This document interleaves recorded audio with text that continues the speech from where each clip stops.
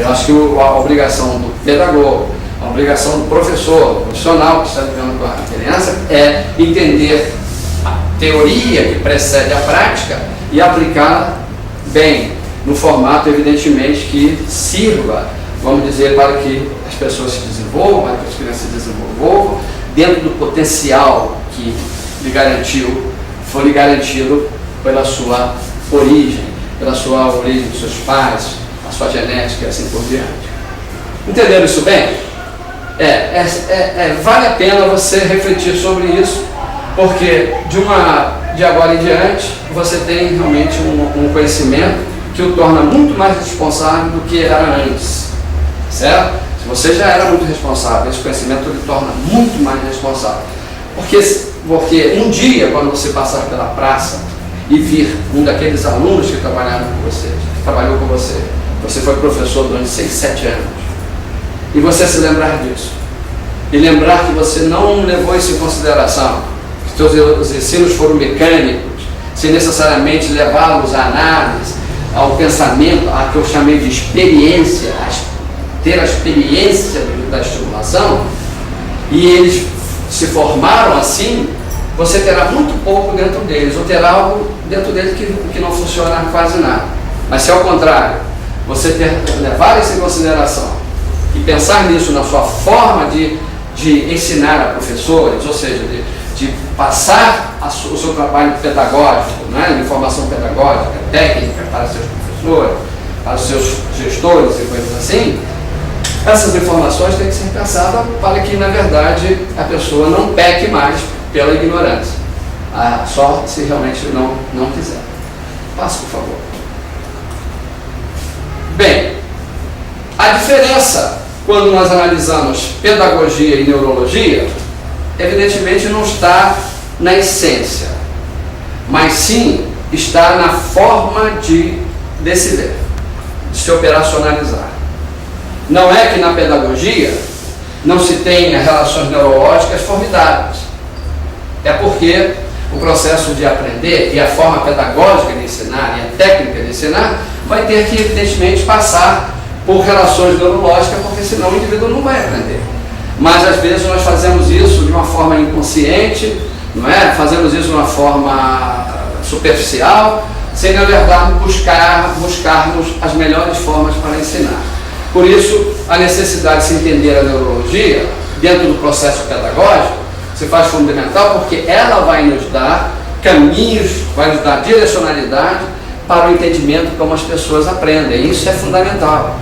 Entender como as pessoas aprendem talvez seja a melhor chave, não é, do pedagogo, do técnico, para entender sobre o seu próprio conteúdo, como passar o seu conteúdo e não viver naquela linha de erros e acertos para ensinar.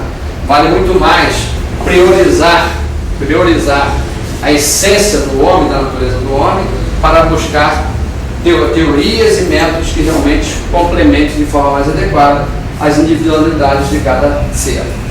A pedagogia, então, funciona em relação às mudanças cognitivas. O pensamento da procura do pedagogo foi até há bastante tempo, né? Até pouco tempo, foi na verdade a questão das mudanças cognitivas.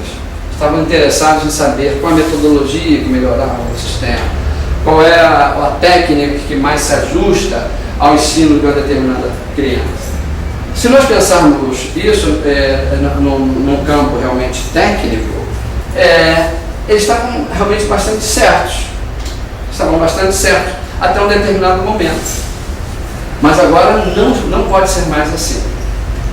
Todo o construto da pedagogia e do ensino deve estar alicerçado sobre a natureza do homem.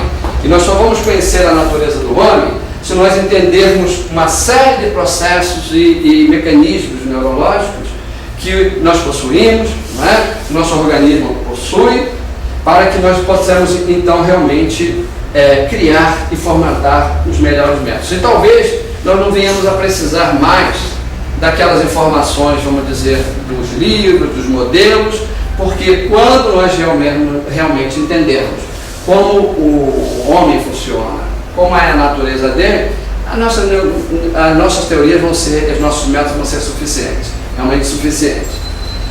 A neurologia, ao invés de somente buscar as mudanças cognitivas, ele está preocupado com as mudanças estruturais.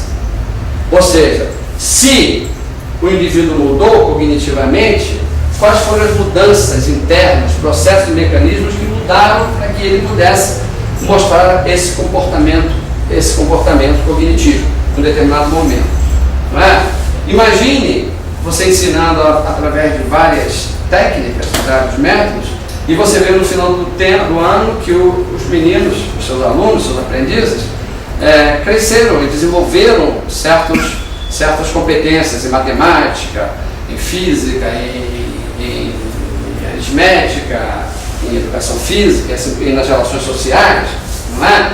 E vocês vão dizer assim, eles aprenderam, eles mudaram, porque passaram por um processo técnico e pedagógico que ajudou-os, né? Processos que ajudaram-os a se desenvolver. Claro, está correto. No aspecto neurológico, nós vamos procurar saber por que eles evoluíram, o que se modificou no organismo dele para que, na verdade, ele pudesse realmente mostrar esse comportamento. Isso é muito interessante de se pensar, à medida em que, na verdade, toda a literatura hoje, né, em neurociências está apontando para isso, que a pedagogia neurológica, não é, vai evoluir muito à medida em que, né, os professores coloquem evidência na sua formação um amplo desenvolvimento sobre a natureza do homem visto nessa perspectiva neurofisiológica. E é por isso que existe a preocupação hoje atual dos cursos de pós-graduação, não é, que antes não pensavam nisso, colocar no seu book de informações, não é, essa disciplina, como neurofisiologia, como neuropsicologia, não é? Porque, na verdade, essa é a forma de levar pedagogos que constroem um novo conhecimento, que buscam um novo conhecimento, que buscam a atualização da formação, não é?